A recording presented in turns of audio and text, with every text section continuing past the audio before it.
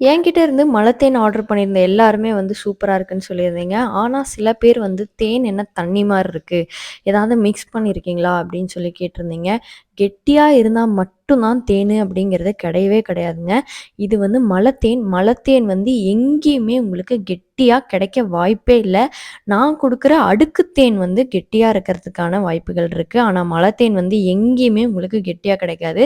அது தண்ணி மாரி தான் இருக்கும். அது பூச்சியோட ஸ்பெஷாலிட்டின்னு கூட சொல்லலாம். இல்ல அது எப்படின்னு தெரியல. ஆனா மலத்தேன் வந்து உங்களுக்கு கெட்டியா வராது. இதுதான் வந்து ஹனியோட ரியாலிட்டி.